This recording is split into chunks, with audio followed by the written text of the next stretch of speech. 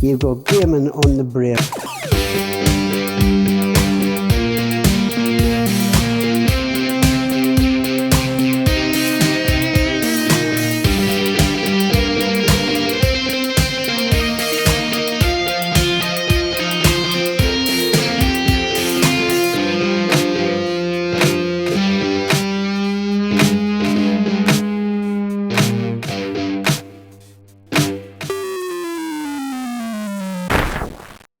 Welcome back, everyone, to another episode of the Gaming on the Brain podcast. Welcome back, Glenn. Welcome back, Mark. Thank you. Why you did it again? 2 weeks in a row, you've welcomed me back to my office. This is my office. Welcome to my home, Glenn. Yes, this is your home now? Welcome back to the podcast as well, everyone. But this week, I suppose it's one been in the making for a long time, hasn't it, brother? Oh yeah, this game is a legend. I always call every game a legend. I think every single time I call it a legend more than once.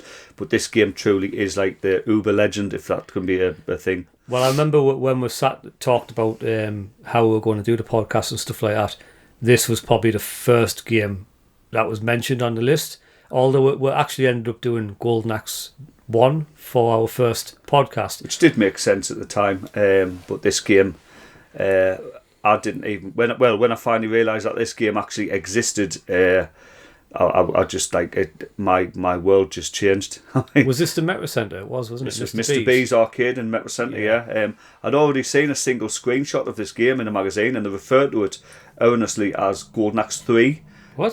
Because at the time Golden Axe 2 on the Mega Drive existed. Right, okay. And it was pretty much a year after that pictures of this game had surfaced, and like I say, they called the game Golden Axe 3. So what else would you call it? Golden Axe 3. So, and that's what I called it at that time until I ended up at the Metro Centre and just stumbled across this absolute masterpiece of a beat 'em up. And this beat 'em up is Golden Axe: The Revenge of Death Adder, sometimes referred to as Golden Axe 2 Arcade. It's a special game, isn't it? It's the thing is, it's a System 32 Sega System PCB, 32, yeah. Sega System 32 PCB, which was quite powerful at the time and still, in my opinion, very impressive now. It was the king of the sprite scale, the super scale. Yeah, as well, for that system, definitely. I mean, they released quite a few games, and there was about 3 beat 'em ups. I mean, they did the Spider-Man game, they did the Arabian Fight game, which is not very terrible. good. But they said when you compare Arabian Fight to Revenge of Death Adder, I mean, it's chalk and cheese. I mean, it's a playable game, but. And both games, including Spider-Man, try the sprite scale and techniques, but Golden Axe looks way better, and it's just like it's just a fantastic game. It's so playable as well, like the balance of this game. For me, I thought was obviously way better than the first game, but the pacing's different as well, So I probably want to get into a bit of the presentation. But 1992 this released, didn't it? That's correct. Yeah. Yeah, I think right. I've heard rumours of late 1991, so I think it was late 91, 92. But yeah, the copyright screen does list the game as 1992.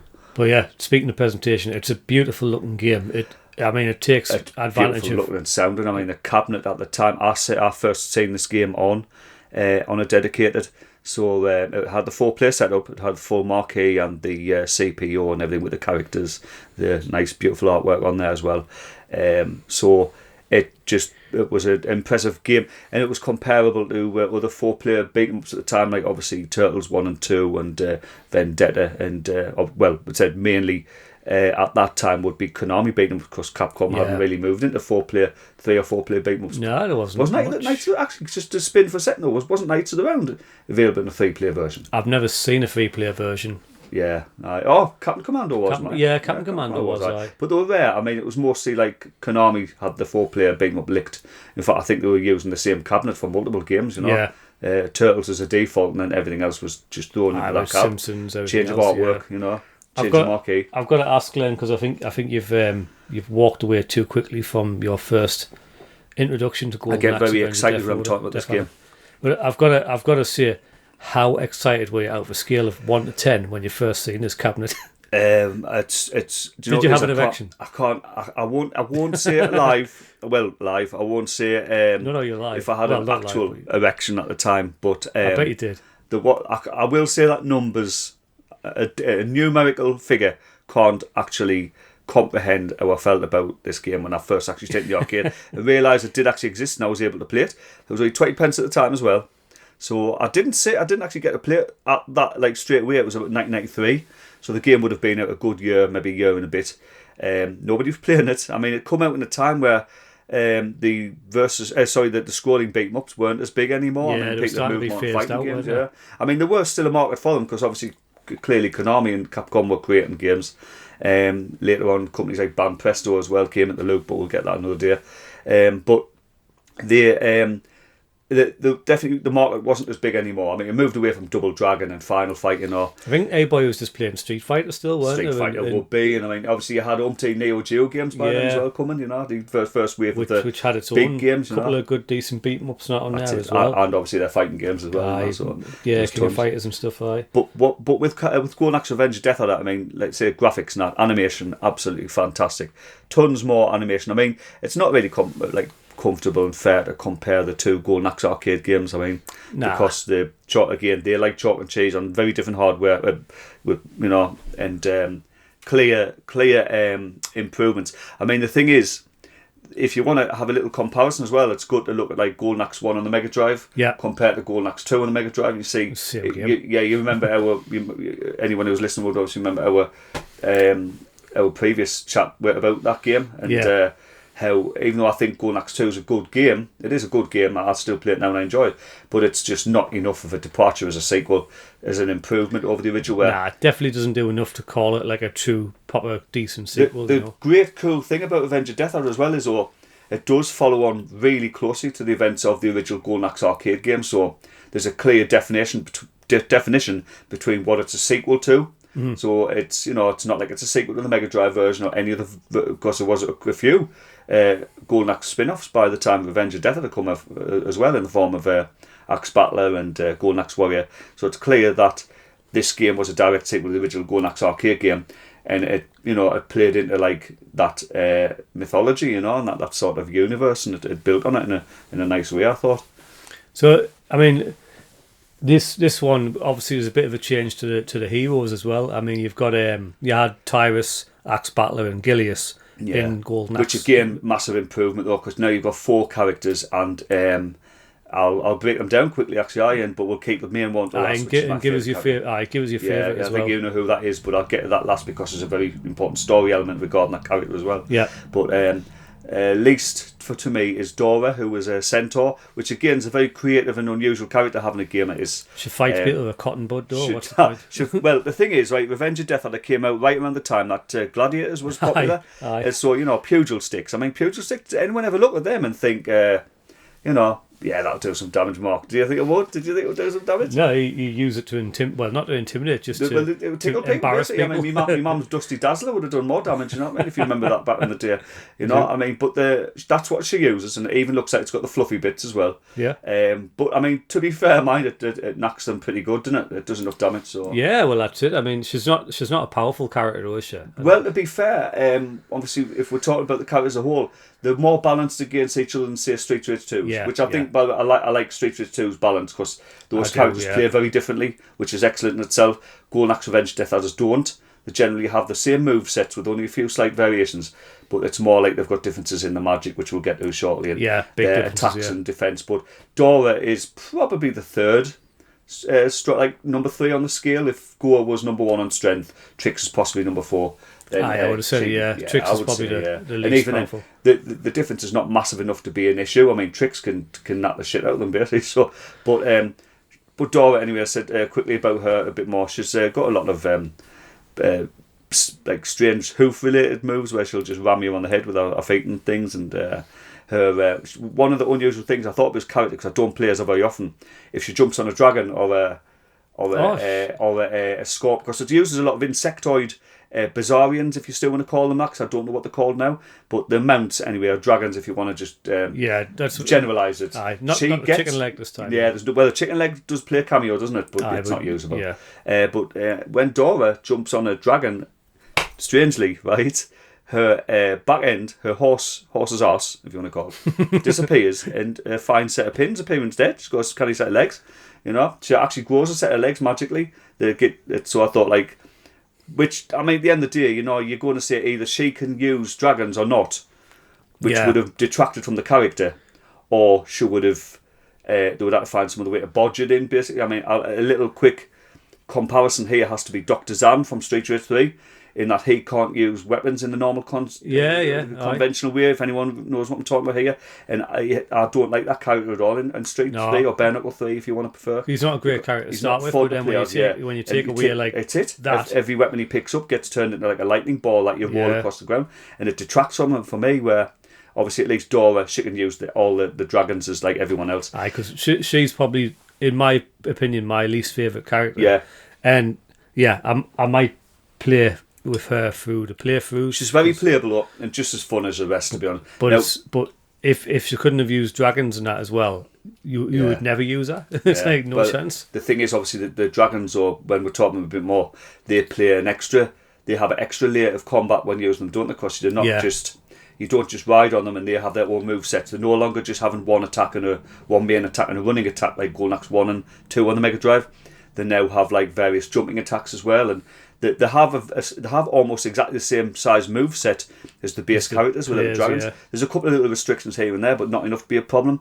For instance, if you try and do a special attack, which is like your punch and jump button together, which takes health this time around, but does tons of damage, you'll jump off them, which is a nice option. So if you didn't want to be on a dragon or any other mount anymore, now you can just jump off, and you can actually do an attack from that jumping position, which is a nice little combo off. It is, because obviously on the first one, if you jump on a dragon, on a Bizarre and you're stuck on it, aren't you? Yeah, until you get hit off. That's it. But Dora's magic, because we will mention the magic now. I have to mention one element of Golden Axe. I'll abbreviate the game as Revenge of Death Adder, because if I call it Golden Axe 2, it could confuse. So Revenge, as we'll just read even further, has an element with the magic which is a slight step back actually from Golden Axe 1 and even 2 on the Mega Drive, in that each of the 4 characters only has one type of spell now. Yeah. They only have one spell effect now. Where in the original one you have different 7. levels. I mean, Tyrus alone had 6, didn't she? She had 6. Axe Battle had 4. Gilius had 3. Like I say, in Revenge, every character only has 1. And generally speaking, 2 of those are really impressive and 2 are not to look at, as in magic effects. But the system works way better, because now you'll never waste any spells. Because you collect your pots and you can collect over the amount and stuff like that. Yeah. Each character starts their life, because you actually get pots at the start of every life if you die. You'll have enough to either create one spell or multiple spells, depending on the character. And but like when you accumulate multiple spells, it means that you've got multiple uses of that magic. Yeah. So you'll never waste anything. But anyway, Dora's spell, it's very simple and not very impressive. It's like a rock fall, isn't it? Or a rock explosion, would you call it? I can't remember. It's similar to Gilius's off Golden Axe 2 on the Mega Drive, to be honest. Right. Oh, well, fair enough. It's just like rocks burst out of the ground sort of thing, as opposed to falling from the sky. It could be maybe like a very basic version of Axe Battle. The power of Earth. It looks that way, yeah. And it is basic, and but you can use it a lot of times because it only requires 4 magic pots to use. Yeah. So every life Dora starts with 12 of those. So you've got 3 uses, 3 smart bombs effectively. Like Gilius is Gilius is electric, wasn't he? But she can. She can use just think, when you played as Gilius and GA1, just think about how many times you only needed 4 pots to get your full spell, and you wasted all the rest unless you used the magic. So it felt like a waste, But where she excels, because remember, Golden Axe Revenge of Death Adder is a 4-player game, maximum 4 players anyway. She's more of like the crowd control character when it comes to magic use. Yeah. Because with her magic being weaker but more numerous, it means she's better off taking out, like when you're fighting 6 or more enemies at once, basic enemies. She'll help soften them up. Do you reckon you can collect infinite like pots of magic? Like, can you? Does it stop at any certain number? No. Do you know what it is? I use Goa. Right. I'm pleased you said this, because I had a playthrough as Goa on Thursday night, I believe it was. I told you about it. Yeah. And I've done this a couple of times now. What I do is I collect, because obviously I use infinite credits when I'm playing, on an emulator. I just collect as much pots as I can get, and then when I face Death Adder, I start using my magic. Right. And I obviously you don't use your magic on its first form, because you'll realise you can't if we talk about that in a short while.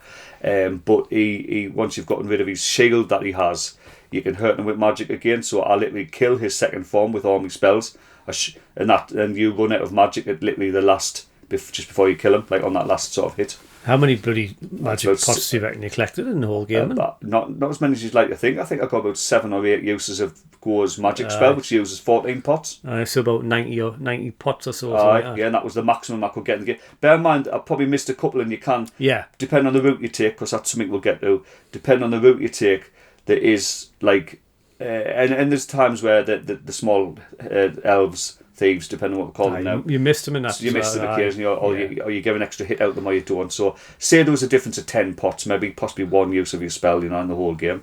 But anyway, I'll move on to Little Tricks, which Little Tricks was the character I used the most in the arcade, and there's a very good reason for that. I do now. I play as him. It tends to be my go-to character, just because of the health, obviously, the magic.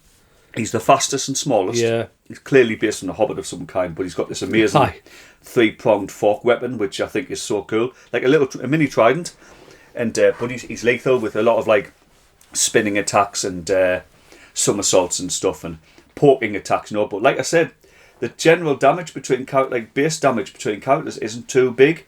It's not too big of a thing. So Little Tricks isn't a weak character in any shape or form, No, you can still dish out the shit, can't he? And like I said, I used him predominantly in the original arcade because his magic, which is the only time this happens in the entire Golden Axe series that I can think of, is not even an offensive spell at all. It's a defensive spell. This makes him the healer of the group. Yeah. Whenever he uses magic, the first aider, Whenever he uses magic, he creates a tree. He creates a small tree which grows a fruit. Tree, but the cool thing about this is, because this magic would be near useless if he only ever created one tree, but he creates as many trees that there are players. So you've got 2, 3 or 4 players, he will create 4 trees, or 3 or 2. Yeah. And obviously any player has all freedom to pick up these items, so you can quickly manage as to who gets the health. It's a nice, really early basic system of what you get like in later scrolling medieval beat 'em ups like the Dungeons and Dragons games, which to me over convoluted systems like that. So I love the simplicity of Revenge of Death Adders. You can guarantee there's always going to be some greedy knobhead that you're playing with who goes and picks all of them up. Well, of course, and there've been a few fights which, going by what we'll complain, normally you can't hurt each other either. Although certain attacks can, like missile attacks from the special weapons that we'll get to in a bit, and also certain dragons as well, like the skeleton fire dragon and that can hurt them with their projectiles and stuff. So, but Little Tricks, great character, a very creative magic that's like makes it probably the most useful in the game, really. Because if I remember right, he's my favourite character. He's my go-to character all the time. But all 4 have got like a lot of character to them, though, like personality and that, haven't they? The next character up now. This is the only one of the 4 characters who could be considered like a clone of a previous character, but he's still very good. It's called Sternblade, and obviously if you didn't know that's his name, you'd just assume it's Axe Battler.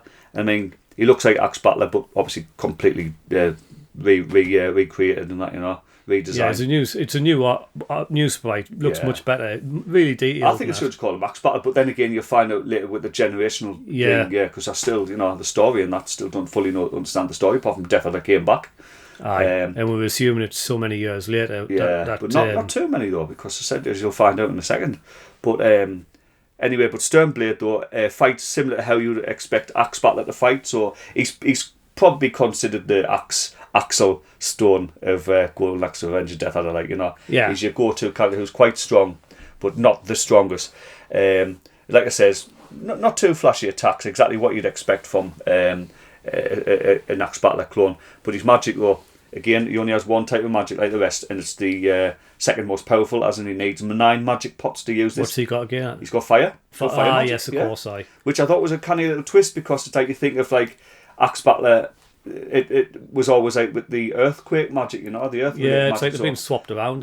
So they have. So it's like to move into fire. And the thing is, it's such a simple spell.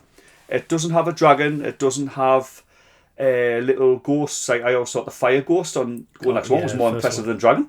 I think that was on Tyrus's level 5 spell. Or 4. I thought it was earlier, right? It might be 4, but I just remember when it would spin, it would start small, and it had scaling, which I could go, and it would come towards the screen at the last minute, and that actually impressed me more than the level 6 dragon, the level 6 spell, or dragon head. Because that just been a sideways head, right? So it looks so cool. Well, Sternblade doesn't even have that. He has literally a firestorm, which is what it is. It's just a little blast of fire across the screen. That's not the part that's impressive. 2 characters in the game, and Sternblade being one of them, has a special cutscene that triggers when certain enemies are on the screen, it's only one particular enemy. The Longmorn characters or the Longmorn related characters, which is the basic enemy soldier. For some reason, which is slightly sad that they don't have more of these cutscenes for the other enemies. Not even all the maybe all the Mook related characters, but as long as you've got like Longmorns, at least one of these characters on the screen, it'll often trigger a scene where you see the enemy's face get seared off, and it looks so cool. Looks like similar to like Raiders of the Lost Ark with the melting face with the scene. It's a cool. Nice detail, isn't it? It's good for them to put some of that in there. And then it goes back to gameplay and that, so it looks cool. So as simple as his spell is, it just looks great, when you see that effect. So it ends up making you want to use it when you've got those characters on screen. But it gets quite powerful at the level it's at, and with 9 magic pots needed, it means that generally speaking, should be able to get quite a few. The final character, and my personal favourite, is Goa, and he's a giant. He's almost as big as the enemy giants, in fact. Now, Goa seems to be best of friends with Gilius Thunderhead because he carries him around a little sack on his back. And Gilius comes into play with several attacks in the game, but he's not too involved in generally. There's a couple of little times where he does get involved. He does certain jabs in the headbutts, Gilius does get involved. If I remember, isn't Gilius the one who actually fires the magic as well? I don't know. Gore's hands going there though, didn't he? Aye. That's right. Aye. But Gilius, without spoiling at the minute, does actually play a very big part in the end game. He's the hero. Yeah, he is. He's absolutely the hero. Still the best character in the game. He finally fulfilled his wish from the first one, really. He did, But Goa, obviously a big, heavy character armed with a battle axe and like a short battle axe, so he doesn't have the golden axe, unfortunately. But he's got a lot of like heavy. Everyone has grapples. Everybody can pick people up and throw them around like they could in the original golden axe. You've got your usual attacks. You've got like your normal jumping attack. Then you've got like a what we used to call a pile driver attack, isn't it? Where you double tap, run, jump, and hold down and fire, and you do like a big heavy attack, which is good for obviously pinning the enemies and hitting them while on the deck. Well, Goa said he's got like a lot of heavy headbutt related and heavy kicks as well. His magic, which is the most powerful in the game and the most visually impressive as well, without a doubt, is wind. The wind magic. That's the best way. Right? Farts at them. Jumps up and turns big and farts. Or he throws his hands in the air and a gigantic skull comes down the screen and blows wind all over the place. Again, just like Sternblade, if you've got Longmorn enemies on the screen at the time, it'll trigger a cutscene, and the cutscene this time has the enemy sort of turning to stone and then exploding. And again, you'll see the face like turn to stone. Turn like it rock, just looks great. It's good, doesn't it? And it's the most powerful magic, like the most powerful attack magic, and you need 14 pots though to be able to just use one spell. So or lose a life. You get a chance to use it there as well. But I like using him because he just hits so hard and he just feels cool to play at, and knowing that like Gilius is involved, and obviously Gilius is pretty much everyone's favourite character from the original Golden Axe. Do you know what does my head in about this game? Not many people seem to know about it. It's like they never got the word out there, and it's never really had any home conversions other than the arcade one-up that recently happened. I think this game would have been perfect in the Saturn. Saturn, yeah. I think it should have been a two pack with Golden Axe 1 arcade. Well, Golden Axe the Duel, they could have put it on with that. That release, the graphics are very similar. And do you know what's crazy about Golden Axe Duel? We've discussed this before, but as the arcade version, if you look at boot up, it is considered Golden Axe 3. Yes, it's the third chapter. The story follows on Death when you boot up in the start bit, it says something like Golden Axe Project 3. And it's Golden Axe the Duel, who anyone knows, it was probably less obscure than Revenge. Obviously came out in the arcades on the Sega Titan game. I think it's it came out in that glut. That's all. Yeah, and although it didn't do enough to stand out. It didn't do enough to stand out, but it's considered solid, and it had a solid Saturn port as well. But again, beautiful graphics and all. Really good looking game, and it looks just like Golden Axe Revenge of Death Adder, the arcade version. Death Adder almost looks like the sprites ball. Yeah, you could quite easily confuse it as a System 32 title. Yeah, it's they both look really similar. On the Sega Titan and all that one. Yes. Exactly, the Stevie board. But it always shocked me that this never came home in any format. Especially when for me, I think Revenge would have been one of the last big beat 'em ups at that time before they died off completely, and then they ended up being a true niche by about 95. When you started getting like things like Guardians from Van Presto and that, which are great games. Well, we'll probably talk about at some point as alternatives. But I was, when we were doing the Xbox 360 arcade titles, and they brought out like Golden Axe and the Streets of Rage pack and Altered Beast and everything, Sonic and all them. And it was M2, and it did some really, really great emulation, faithful emulation. I was always like secretly hoping we're going to see Golden Axe Avenger Death Adder, or even Crackdown as well. Like that never made it. It's like, what? Why? Because these games. But the way they were Crackdown fantastic. Crackdown had plenty of conversions back in the day, no? It had a pretty solid Mega Drive port. It had computer versions which were quite good, for the most part. I mean, you were getting like things like Smash TV with like online multiplayer and stuff, and like they missed the trick with this. They had 4-player online multiplayer. Yeah, Revenge could have easily benefited from this. Like I say, I think what I love so much about it is, and it's not even for the time, it's even now, I'd say Revenge of Death Adder has just the right balance of combat system. It's not too... it's not as convoluted as, say, the Dungeons and Dragons games, which is still excellent. And I mean, I had the Saturn collection for a long time. They are great games there, but they're too long. They're too long, and there's too much to do sometimes. And that's like, to me, it's like it's a game that an RPG player wants to play instead. Yeah. If you love them that much, you go, right, I want to play another version of the RPG, not a fighting game, They're games that, in my opinion, will probably be better now with likes of save states than they were back then, where you'd had to sit there for like 2 to 3 hours or whatever. You're grinding a bit and all. There was a bit of grinding to it to get yourself powerful enough, Revenge, to me, is about the right length, about 45 minutes. Not even an hour. And like I said, the combat system's way more advanced than 1, but it's not stupid to the point where... But I mean, it's not as simple as, say, Final Fight or Street Rage 1, so that's great, No, there's a little bit more depth. Golden Axe 1 wasn't, I consider that quite technical still, the first Golden Axe.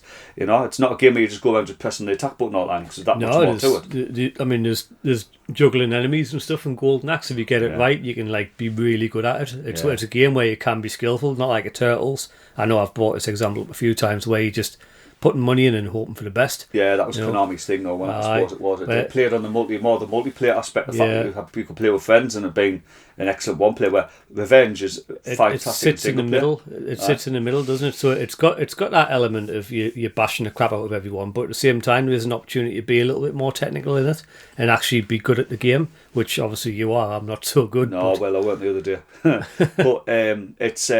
I mean, as well, with going back to the combat system, the more players involved as well, you can do multiplayer moves. Obviously, that's seen in Street Rage, the original.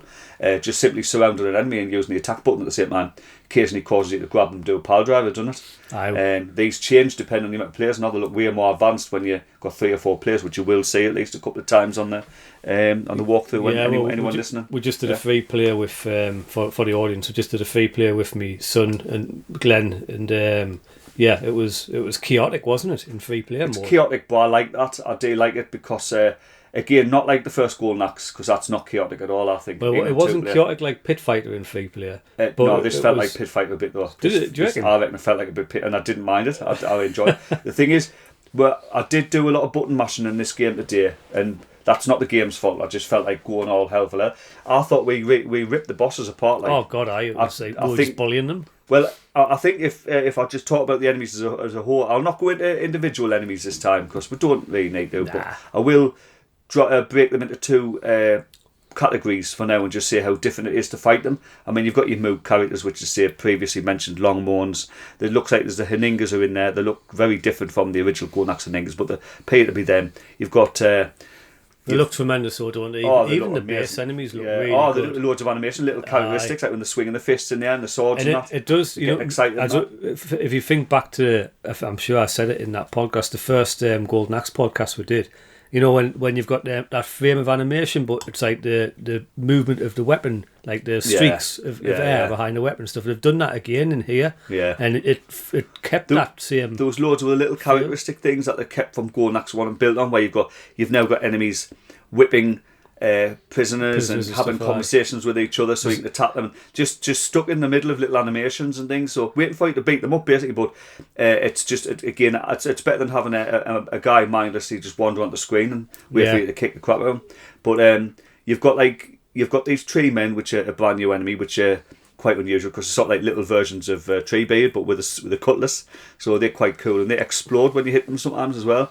What was it? Tree puff, we'll call them, with a whisper of hair instead of a beard. It's just got like a little. He's only little, you know what I mean. He's got a little dinky bloke, you know what I mean. That just go down so easy. They're going one hit. The good way to die. Some good use of sprite scale when you kill them, especially like tricks. So when you smash them over the head with the and the part of them explodes towards the screen, bit like Turtles. In Time, you might remember an element of that game.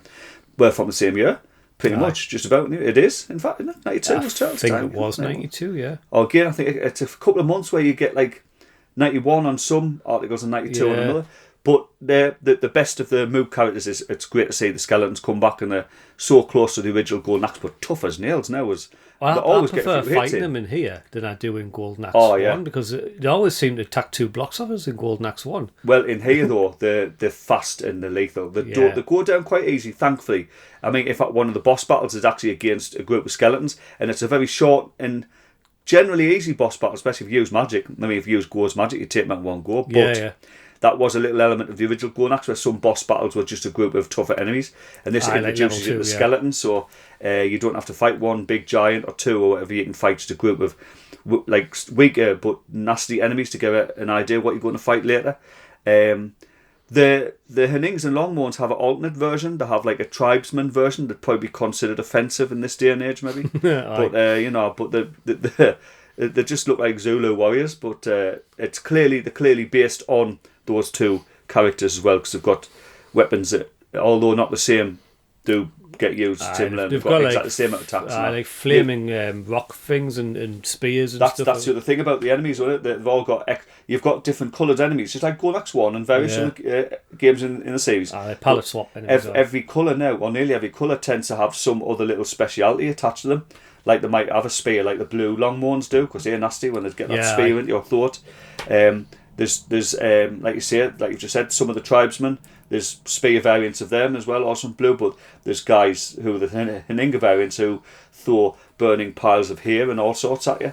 They just like have their own little extra attacks. That sometimes they're just one-off things, but you've got to catch them early to stop them hurting you and that. You know. I mean, that's all your base moves, but then you've got the Return of the Giants on the original Golden Axe, which are Bad Brothers. The Bad Brothers were called General Heartland. It looks like all those different variants are there as well, including a new one, which is an Ogre, which is actually can be quite tough.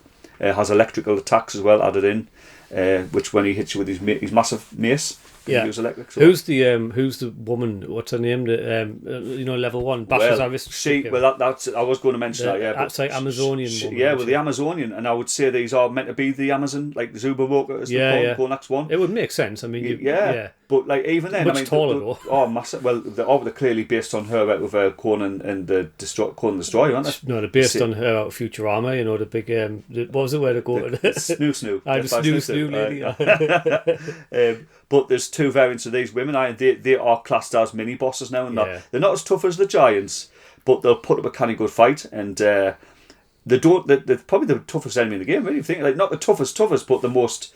The one who'll have a gun because they don't income in armed. Yeah, you'll fight you hand to hand. I mean, that's quite cool. Yeah, the most honourable, toughest enemy. And don't need a weapon to fight. They'll just go at you and they'll just run at you and do this just charge and knee, and so they're pretty lethal now as well. I like fighting them. They're good. I do. It's great. Well, especially when we were getting stuck straight in. But the 3 of us all, they didn't have a chance. No. But it said the giant. They said there's 2 variants of those women and there's 3 variants of the giants in blue, red, and.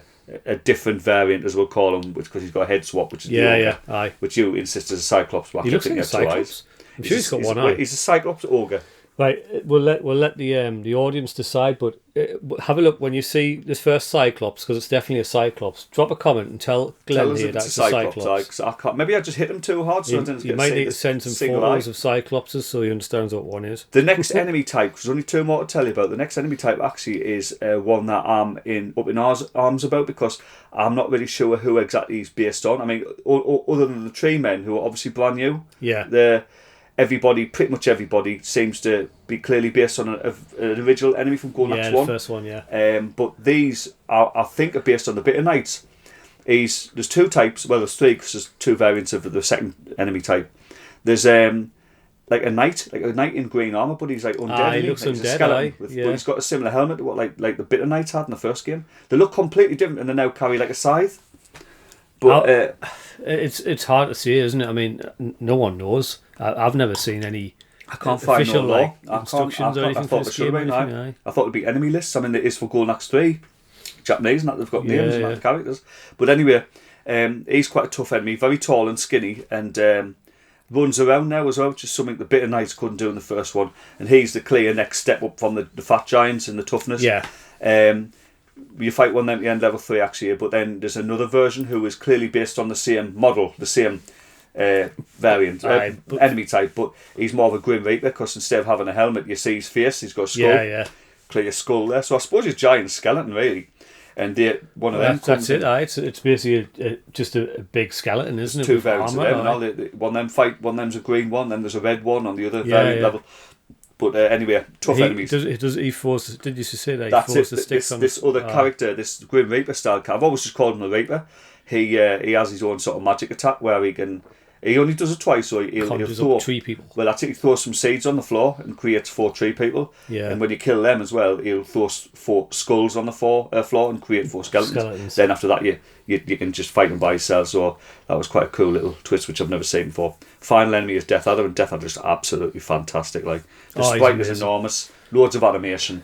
Get laughs at you all the time as he's running around the place. He's tough as nails. He looks absolutely classed, though, doesn't he? He's shielded, like the detail on the sprite. Cloak and that, amazing. It's just well drawn as well, But again, I mean, he is the toughest enemy without a doubt, and he's got 3 life bars.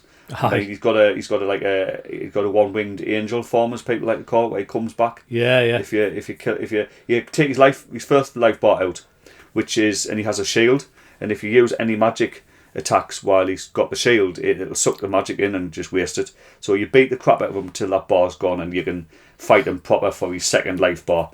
And his spell changes as well now. And originally with the shield, he's got a nasty fire magic or a lightning blast that he fires out the shield. But when you knock the shield away, because those first 2 spells only fire straight across the screen, the horizontal line. Yeah. But when you lose the shield, he's got an attack very similar to the original Death Adder's attack. But it spreads all across the floor, In fact, there's only one safe spot, and that's like directly below him or above him. So you've got to run like behind him, sort of thing. It's quite tough, you nearly always get hit. But that's his toughest form, but you take that form out and then, like I say, you think you've killed him and he comes back on the Battle of the Dragon, which looks like it's rather cool. Space Harrier. It looks like the Space Harrier dragon. But it's quite a cool reappearance, isn't it? He hooks himself back onto the platform with his axe and pulls himself up. He fights exactly the same as his second form, but in a smaller area, and his health's like about half. He's got the same size bar, but he goes down pretty quick, doesn't he? But it's a hell of a fight. And he fights you by himself. He's such an honourable fighter. He fights you by himself. With a giant axe and magic. I know, with giant axe and magic. And a shield. The shield. It's because he never came out with anybody. He still put up a good fight though, fighting 3 of us, I thought. Yeah, he does. I mean, he is hard as nails. He's tough. I have found though, when I told you originally, I brought the characters into 2. I brought the enemies into 2 categories, and we're still talking about them, but we can't help because they're such good enemies. The reason being because the base enemies are the ones who can all ride dragons, all the variants can. Even the skeletons have a dragon now, which looks amazing, which we'll get to eventually as well. But they all can be beaten in like pretty much all your techniques. There's nothing special to fighting them, They'll hit you, you'll hit them. But the boss characters, which like literally, if you want to look at boss characters, that go from those Zubroke or Amazon women to up to Death Adder, mini boss. They all have a sort of different. They have a different kettle of fish, aren't they? They've got a different way. Generally, what happens is, and it makes the game quite a bit easier for the wrong reasons, I thought, if I want to have a little complaint. You'll beat them up twice, as in you'll not be able to knock these people down with a running attack. It takes several hits. Yeah. This is the same for all these characters. So you can cheat a bit those by hitting them with a running attack and then moving away and doing it again. And you will generally get those in and knock a hit, especially with tricks, with the long prong. He's got a massive reach, hasn't he? With his massive reach, that means a running attack. What you do is, you can do that, and when you knock them down twice, you can the third time you'll be able to just beat the crap out of them. Just wail on them. They go into a stun stance, and you hit them. You can get a ton of damage in, and if you use your brains accordingly, you can sometimes almost kill them with about 2 attacks like that. Especially if you're good with your timing, and you can do your run and pile driver attack, you can kind of pin them and keep them not. Which could be done in the first game, couldn't it? It's a little bit trickier now, but it's still possible, even with Death Adder. I've done it. But like I say, this pattern's always the same now. If you've got a dragon, this is the other complaint. See, I absolutely love Golden Axe 2, and obviously by the end when you get me review, you'll see where I stand on it. But I've got to have a criticism about everything. It's because I'm an old fart. But the other thing with Golden Axe 1, was, and we spoke about this, was when you got certain dragons. Mm-hmm. Not really the chicken leg, but the blue or red dragon. The game became... Especially the red one. Yeah, definitely the red one. But even the blue to a lesser extent. But you basically could break the game. I mean, the only thing that saved you in that game was the fact that you couldn't take dragons between levels. Yeah. Now, Golden Axe Revenge of Death Adder introduces a nice little element, which is you can take dragons between levels. and you could take... The first dragon you meet in the game, right, is a green... Is it a mantis? Yes, one of the fire ones, yeah. It's what we call a fire mantis, yeah? And its main attack is a fire breath. It is a mantis, it is a mantis, yeah. Would I? And you could take... If you were good enough, right, or you use a cheat, you could take that dragon all the way to Death Adder. There's nothing that stops it. There's nothing that can... Like, you have to be knocked off it 3 times to lose it. And providing you can stay on that and keep it till the end, you won't lose it.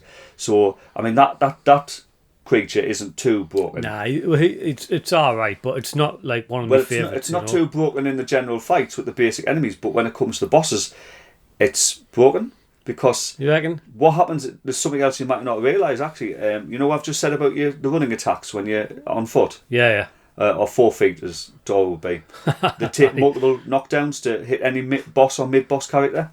So it's obviously trickier than just being able to knock them down in one go, because you've got to be careful. The dragon, it's one hit. And here's the kick as well. Each of them hits counts as a full knockdown. Not in damage, but in stun. So when you hit that person twice, that character, the third time he's going to be down on the floor. And you can start wheeling on him, or hit him with a fiery breath or whatever, or use a pile driver. Because the dragons have their own effect, doesn't it? And then you could rinse and repeat. So providing you've got any like mooks on the screen, anybody except Death Adder, he does change things up a little bit, but everybody else you can just knock them.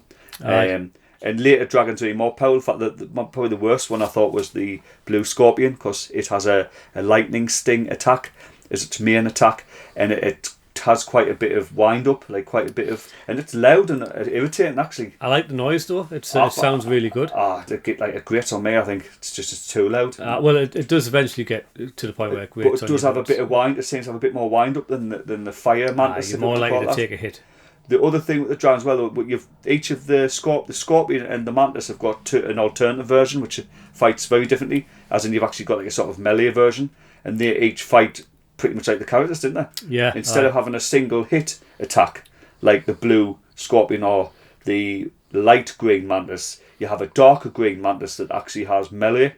So it can bite people's heads. One of my favourites. Yeah, you chucks them across the screen. Crunching and that when it's crunching head now, and it's like and it chucks them miles away so that enemies go flying off the screen. So. And there's a green scorpion as well, and that has its own. That's like quite rare. Punches them, doesn't it? Yeah, it's pretty much punches them with its claws and that, and it has a nasty throw as well, where it chucks the enemy far away. So the 5th type of steed, because there is 5 altogether. Steed. We call it steed. Trusty steed. Trusty steed. It's a zombie dragon. Now the skeletons initially come using that, but cool enough, even the long ones or whatnot can jump on the back of them. I've seen this happen. So it has a fireball which fires at the ground. So think of the blue dragon of Golden Axe 1. But like a fireball as opposed to a continuous breath. So you might think not very good, but it's super powerful if you don't get hit, because you need to have a little bit of room between you and your enemy. Otherwise you can get knocked off very easy. But it basically has an invincible attack, and it'll hit anything that's on the ground. Any enemy that's on the ground, you hit that with the fire at any time. You don't have to wait for the enemy trying to get up, which you would have in Golden Axe 1, because you could be too early in Golden Axe 1 with the breath and still get hit. Yeah, of course. This one don't. You can fire straight away and he'll bounce up, he'll pop him up and he'll go straight back down. I found this out with one of the later ogre bosses, but I managed to take the zombie dragon all the way to Death Adder once, and because you get it first on level 4, and I managed to just kill him straight away. I mean, obviously I got through his 2 main health bars, and then when he come on for the 3rd life bar, I just took him out with 5 hits. Jeez. So it's possible to do it. Because Sid just pin him in the corner. If you can't get back up. There is a couple of little broken elements which I think could have done more refinement, so not perfection, but still very good, Very good combat system, good characters. No, it plays really, really well. I mean, as I've said, it looks absolutely beautiful. Music? I was just about to say, for me, the music in this game, this is a big, bold statement. It gives Streets of Rage 2 a run for its money. I think so. Golden Axe 2 was, that music was what, I remember when I played that cabinet at Mr. B's. Yeah. The music just destroyed us. I mean, It's so it good. was just, it's so orchestral and it feels like a Conan film, you know? Yeah. You're in a Conan film. I mean, I remember me blood pumping a bit when I got to the part just after the waterfall in level 1, where the music changes when the barrels are on the ground and the longbones whipping one of those prisoners. Yeah. And it's like a intense battle tune and that, you know? And then that kicks in, and then you have to fight one of the first Zubaroka women, and I just remember like just being so excited. This was back in 1993, you know, and I remember that. I've got to do I'll do a single player playthrough to upload to the podcast to the channel, so that people can actually listen to it and have less fighting sounds going on. That, you know? Well, the thing is as well, what I like is it's the tone of how it shifts from being like I say, like a combative style where you're fighting a big group, then to a more sort of sad melody, even where you're on like a lonely cliff and that, you know. And it's like, I just like Golden Axe 1's got great tunes still, but this was that's just excellent. Like, I mean, there's a couple of like dreary bits of music in there that you're like, meh. The thing is, right, the majority of it's like bombastic. Do you know one of the tunes that's grown on me over the years, right? And I don't know why, because I remember not liking it at first, was the standard boss thing. I remember thinking, because there's not much to it. It sounds sinister though.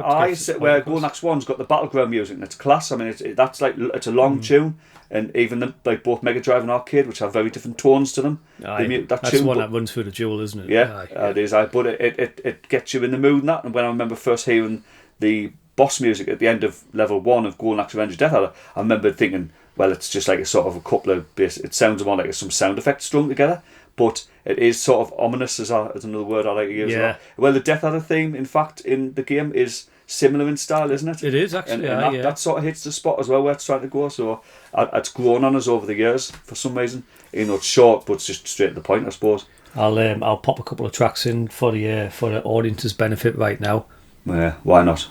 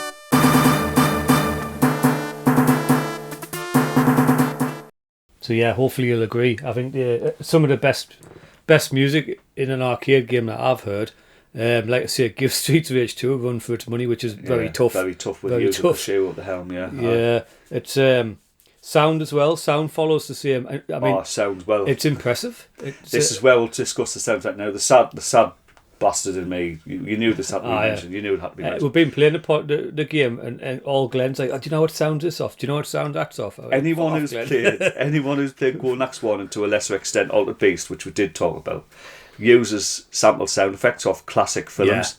Yeah. I mean, some will definitely know by now that Golden Axe 1 uses a lot of sound effects from Rambo, the original Rambo First Blood film, and also Conan the Barbarian. Also, one of the more obscure not obscure films, but one of the more obscure sound effects was from The Howling, which some people didn't know that either. That's No, I didn't know that. When the crowd is running away. You know, when you hear a crowd of people running and to start level 2 going next 1. Yeah, and obviously that's a sound. That's a nicked from The Howling. When the wolf's chasing them. Before copyright was really cared about. I don't know. I don't know if it will work like that though, because can you really copyright a soundbite? I would have thought so. Yeah, but I mean it's an artist's work, isn't it? He's recorded it. I don't know if it works that way though. Well, you'd think it would be censored though when these games are available for more modern downloads. That's yeah. So for like Arcade 1-Up, for example, we said about Turtles the other day. They'd probably have to, assuming Sega has the rights, they'd have to purchase those rights to use the sound bites as well as like the music and everything else and the artwork and that, you know. All I've ever done is, right, because I remember once watching Rambo. I mean, I was only a kid at the time, so forgive us, you know. But I watched like Rambo for the first time, and it was after Golden Axe 1 came out, so it still might have been 1992 when I seen this film. And I seen Galt fall out of the helicopter, and I was like, they've took that off Golden Axe. I remember the start of Golden Axe, like, by the way, no, it came out in 1980, so probably not like, but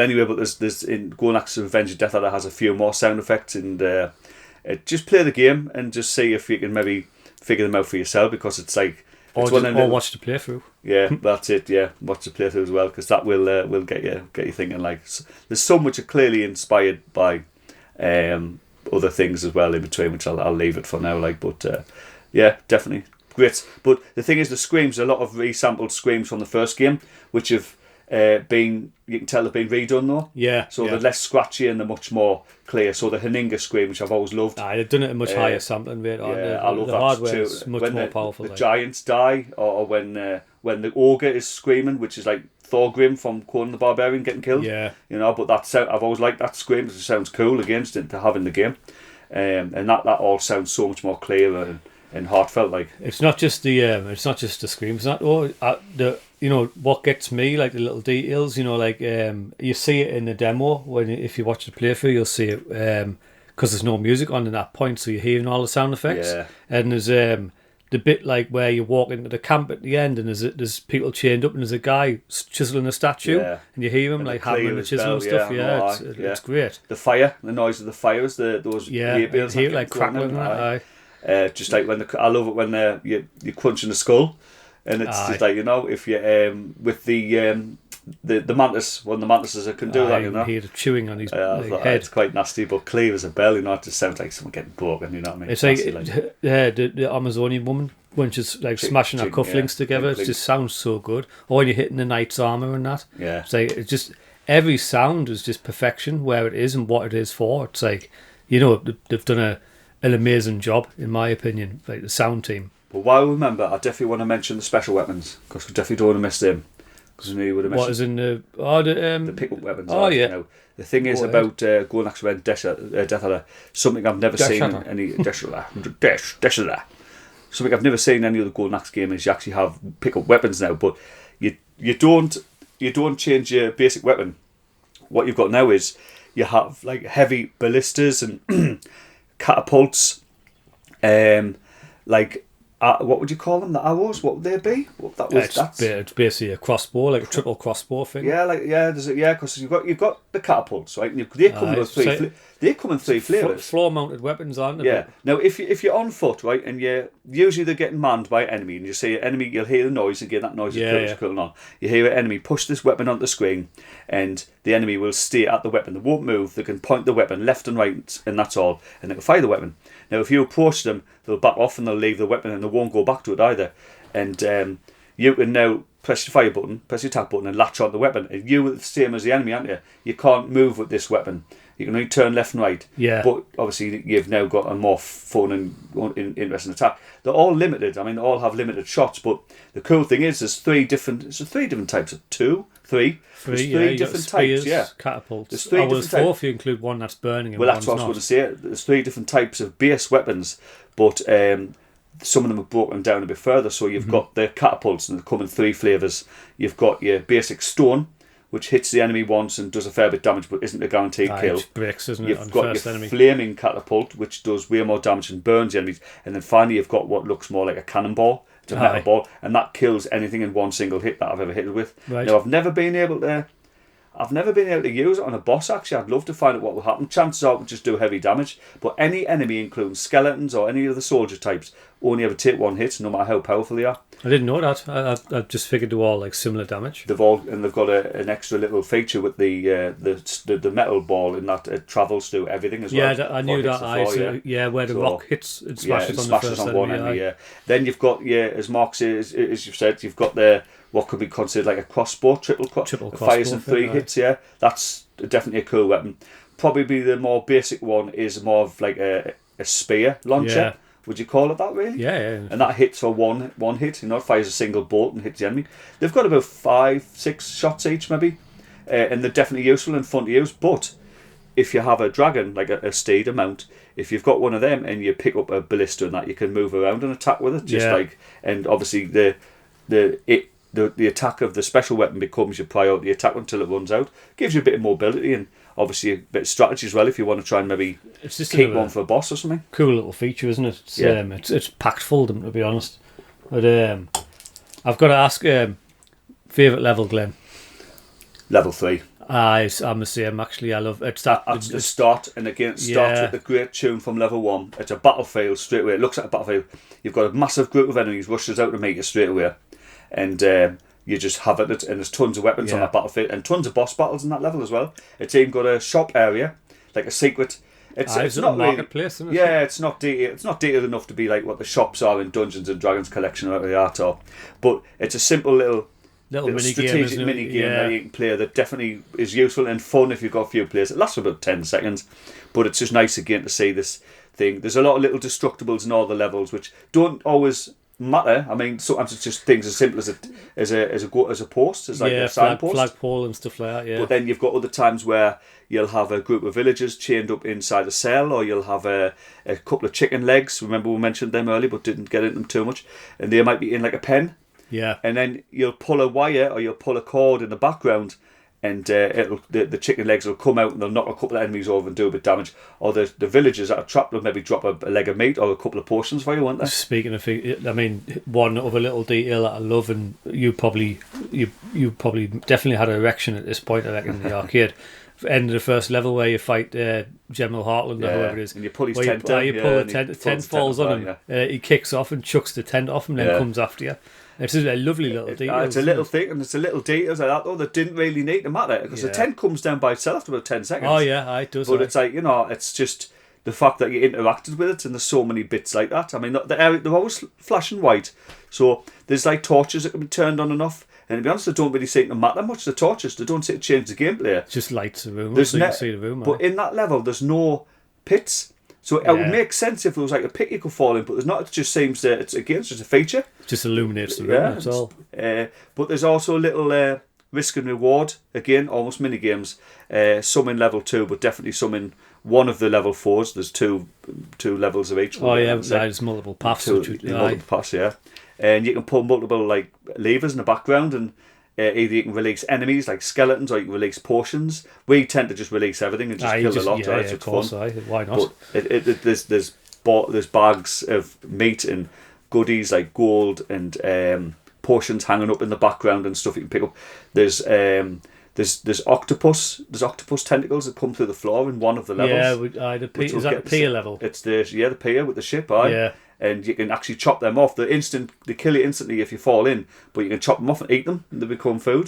So. Well, again, for our listeners out there, I don't know which way we're going to release it yet, but we'll play the free player just earlier tonight. There, tomorrow or Monday, I'm going to play a single player, and I'll use one or the other for the podcast, and we'll release a playthrough with the other. Yeah. But what I will do is the 2 levels that we didn't, because there's 2 points where you can choose paths in the game. Yeah.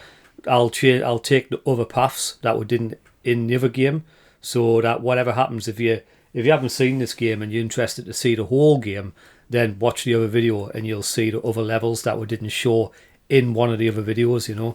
So one thing about the levels, in fact, as well, I mean, they're much more like a Street Rage, like what you'd expect from Street Rage 2 or 3, and that they've got multiple areas now. Yeah. No single level in Golden Axe Revenge of Death Adder is a single sort of scrolling path, or even a single broken down it like little mini stages, aren't there? Even level 1. In fact, level 1 doesn't like change, but it's got vertical areas and that. It's got a single vertical area. It's very similar to Golden Axe 1, level 1, isn't it? Really? It is. The level itself seems pretty much the same, you know. Yeah. It's like the wilderness, basically, and it ends up in an enemy encampment, doesn't it? Yeah. You know? And it's got a waterfall section, which actually, that section again feels a lot like that part of Golden Axe 1, except with the addition of the waterfall. Yeah, so I think it's a deliberate remake of that section without making it too much the same, you know. And obviously you move into a whole new area where you fight the general at the end as well, so that's cool. Level 2, you get 2 choices. You can move into a cave by going into the background, or you can move forward into like what's a cool enchanted mushroom forest. Which I actually like more. I prefer that level more, because it just looks like something out of Willow or something, you know. Definitely not Mario Mushroom World. No, nowhere near as whimsical. Like, both paths are like different difficulties as well, offer different surprises and stuff. They tend to always end in the same types of bosses. I mean, it's a group of skeletons at the end, level 2, both versions, but it's how you get there and the enemies you'll fight, because you'll fight the mudmen, as I like to call them, in the cave, but you'll not fight you'll fight more of the tree people if you go into the forest route, you know. So there's other little elements. There's a lot more thieves and that doing silly things. Plus, as well, to mention, when you complete the levels, you get the mini game, as we like to call it, you know, where you get the thieves scene. But in Golden Axe 1, that never changed. It was always the same type of game. And here, there are actual mini games most of the time now, where you might be having to slice up a joint of meat that's bouncing around, barbecue, or you'll have to freeze. Come across any of that, did we? You only come across that one in the forest. You have to do the forest, because I did it yesterday. I was going to say, because we did. The cave, you kept lighting up the fire, and it was that darker elf, wasn't it? Darker, and he kept running around, and he'd come out of a little hut in the side of the screen and went back in at the end. But there is a couple of other variants that I'll not spoil too much, but they do try to be a bit original. But let's say level 3 is my favourite, which is in the town. I believe it's obviously it's been captured by the enemy, so you make your way in. You know, you fight like through what looks like a battlefield section first, through the marketplace. Then you fight an ogre in a courtyard, which I think looks so good. Cool. Brilliant. It's another vertical scrolling section, and then onwards to then you're moving into the it's a dungeon section, really, isn't it? Because you go to a tavern. You end up in a tavern. So you end up like a tavern. So you fight a massive group of enemies there, including those women as well. And then that ends with a fight with one of the strange green knights in like a prison cell.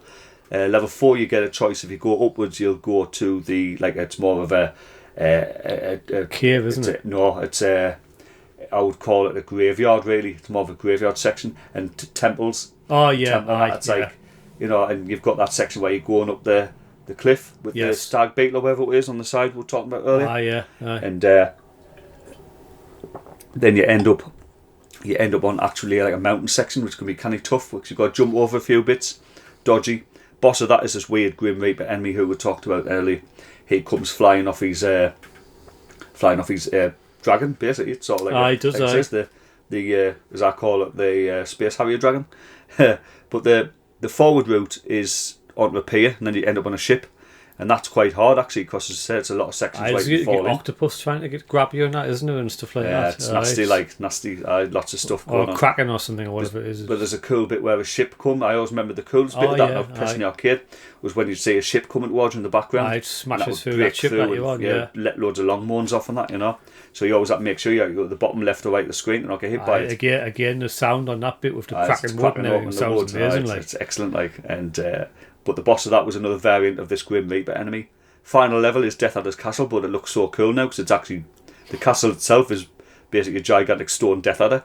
So every section of the level, because it's quite a long level, every section of the whole stage is fought in a section of Death Adder's Takes- stone effigy in it. Takes about 15 minutes, doesn't it? Last level. Yeah, it's that altogether. last level. Like, you fight that. It takes place in one of his arms. The other arm is in his chest, and then finally his head. I think it is. Yeah, you blow a piece out of his rib side or something. Aye. An arm comes off. Another arm or something. Then the head's the final bit, isn't Yeah, it? each bit's like a different. Like, you've got a courtyard section to start, Yeah. and you've got a section in like his cellar, and the second one is his like enemy, his headquarters, where not his headquarters, but he's the quarters of his soldiers. Aye, I mean, so- they're all yeah. asleep and that. And you've got the ropes and that you can swing down if you want, if you jump up and Aye. do that, and do kick the enemies and stuff. Loads of enemies to fight there, including giants and that.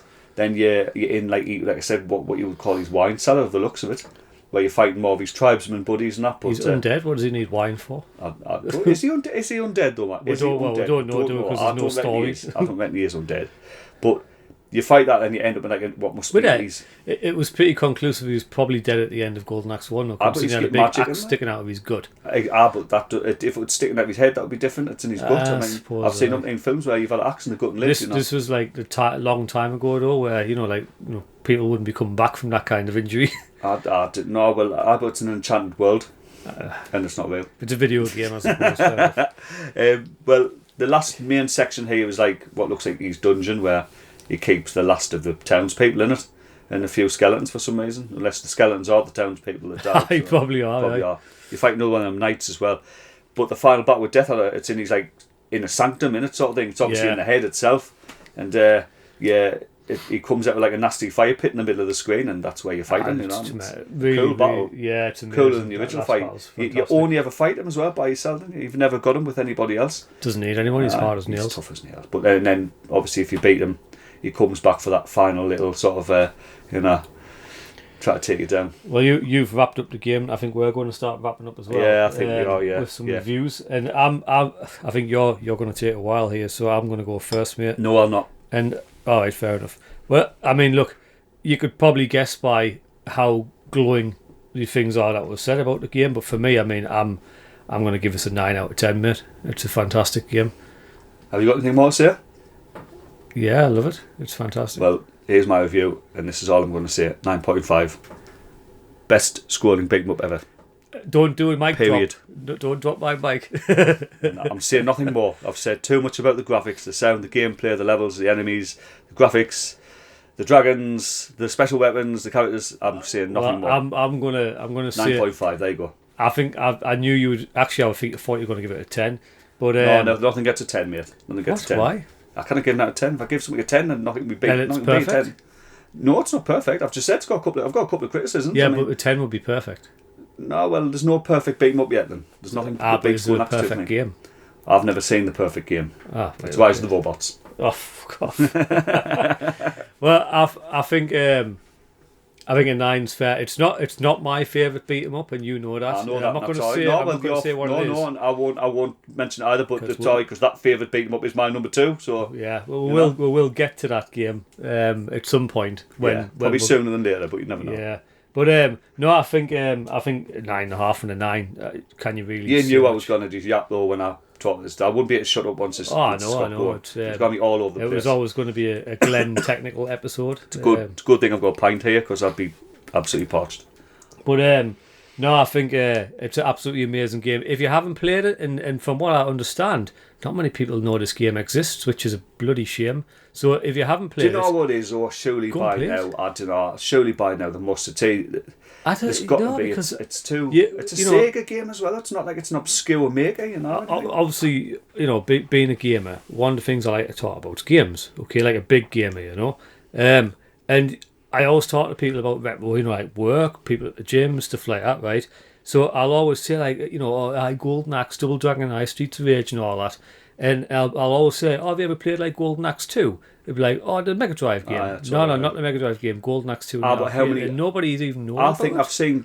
I think I might have seen Golden Axe Revenge twice, I think I've seen I've it seen it once. twice. I definitely the one in Mr. B's because I owned that. That's the only cabinet. one I can think of. Yeah, you I bought that. I actually bought that cabinet, by the way, for anyone listening. Aye. Yeah, I bought it in the end. So if one day you do know about the game and you were on your way to the Metro Centre because you wanted to play a Golden Axe game and it was gone, blame Glenn. Well, to be fair, I didn't buy that cabinet. It wasn't that cab by the time I bought it. It was in a generic. Aye, it was in a beer. It was a 2-plate cab. And I give it out with Darren, didn't I? So Yeah. I didn't keep the cab and I kept the PCB for 10 years.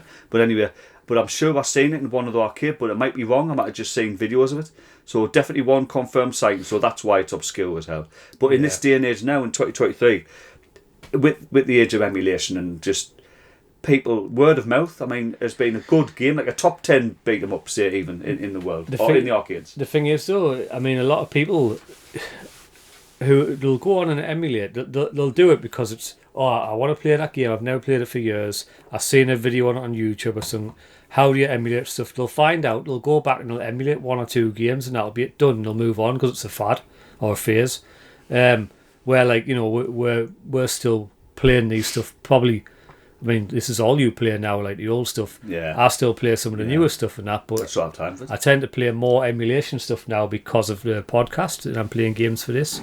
But honestly, everybody I've spoke to doesn't know this game exists other than you.